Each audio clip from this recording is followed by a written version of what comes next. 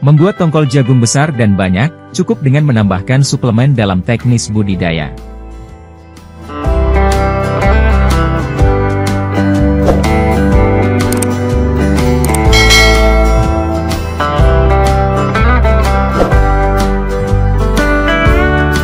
Disadari bahwa, pemenuhan akan kebutuhan pipilan jagung nasional, harus didukung oleh peningkatan produktivitas persatuan luas lahan, dan penambahan area penanaman jagung, di luar area yang sudah eksis.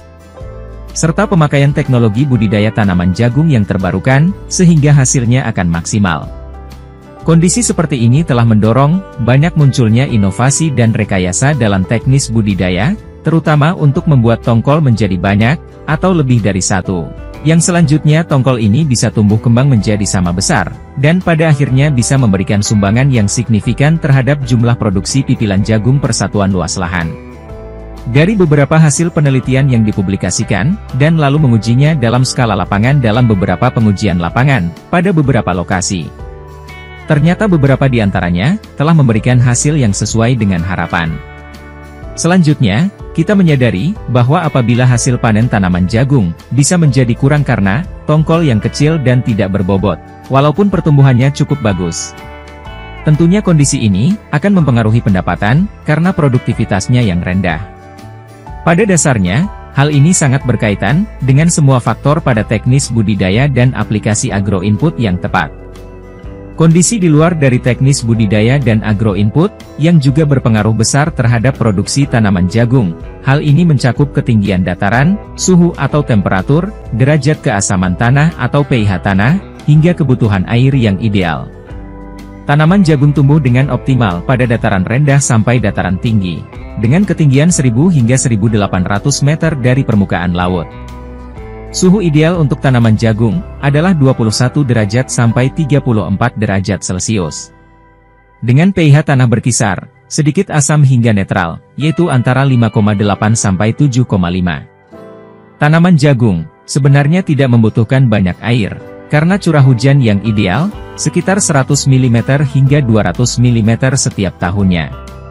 Selanjutnya, biasanya di area pertanaman jagung, gulma juga sering tumbuh di sekitar tanaman untuk mengambil nutrisi, sehingga perlu melakukan penyiangan untuk mengatasi masalah yang satu ini.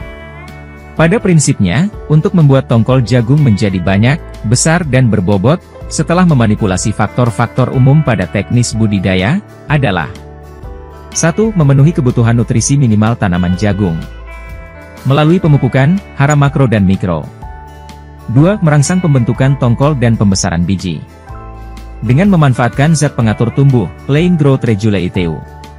3. Memberikan tambahkan nutrisi suplemen untuk membuat tongkol sama besar, dan biji terisi dan berbobot.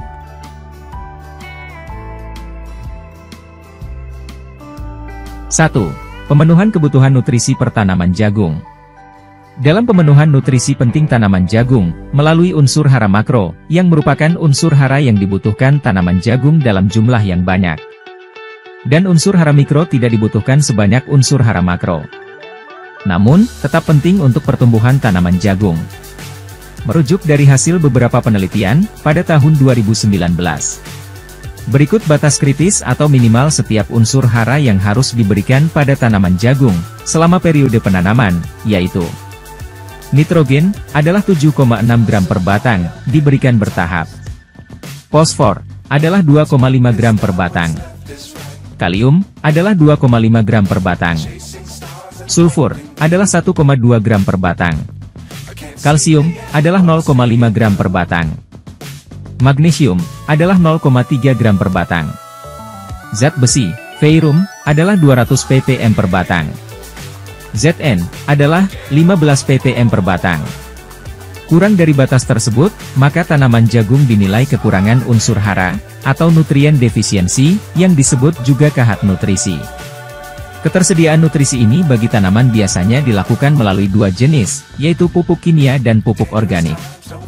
Pupuk kimia adalah pupuk yang sudah dengan penambahan zat yang sudah disesuaikan dengan kebutuhan tanaman, sedangkan pupuk organik berasal dari bahan alami sehingga memiliki bahan organik yang lebih baik.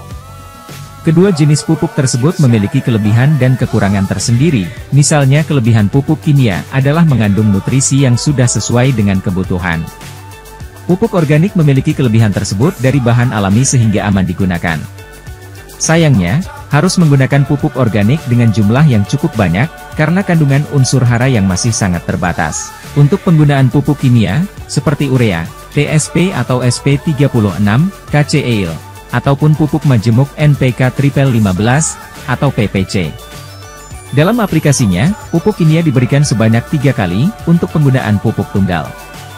Dan 2 kali aplikasi untuk penggunaan pupuk kombinasi dengan pupuk majemuk, selama musim tanam. Di mana pupuk kimia, diberikan ke sistem perakaran tanaman jagung. Teknis pemupukan, atau pemberian pupuk, adalah ditaburkan, yaitu dalam kondisi musim yang normal. Aplikasi ditugalkan, untuk di musim hujan, dan atau dikocorkan, untuk aplikasi pupuk di musim kemarau. Umumnya, berjarak 5-20 cm dari batang tanaman jagung. 2. Merangsang pembentukan tongkol dan pembesaran biji. Untuk hal ini, dilakukan dengan cara menggunakan zat pengatur tumbuh, Plant Growth Regulator, yaitu, auksin, sitokinin, dan giberelin. Dalam pelaksanaannya, adalah sebanyak 4 kali, yaitu 1. Pada saat perlakuan benih, gunanya adalah untuk merangsang dan menginisiasi kemunculan tongkol pada ketiak daun. Teknisnya adalah, ZPT, dicampurkan merata pada benih, 3 jam sebelum penanaman. Sebaiknya juga berbarengan dengan fungisida, dan insektisida, untuk menjamin benih berkecambah dan tumbuh, terbebas dari gangguan cendawan dan serangga tanah. 2. Umur 14 hari setelah tanam, gunanya adalah untuk merangsang kembali kemunculan tongkol pada ketiak daun, dengan waktu kemunculan yang bersamaan. Teknisnya adalah, ZPT dilarutkan dalam air, sesuai takaran yang dianjurkan, lalu disemprotkan ke tanaman muda. Sebaiknya dilakukan bersamaan dengan aplikasi pengendalian organisme pengganggu tanaman, yaitu cendawan serangga. ZPT, tidak baik dan jangan dicampurkan dengan herbisida dan fungisida berbahan aktif tembaga. 3. Umur tanaman 28 hari setelah tanam. Gunanya untuk merangsang dan memastikan kemunculan tongkol pada ketiak daun, dengan jumlah yang tidak berlebihan. Merujuk hasil pengujian, pemeliharaan tongkol yang paling baik, adalah memelihara 3 tongkol. Teknisnya adalah, ZPT dilarutkan dalam air, sesuai takaran yang dianjurkan, lalu disemprotkan ke tanaman muda. Sebaiknya dilakukan bersamaan dengan aplikasi pengendalian organisme pengganggu tanaman, yaitu cendawan serangga.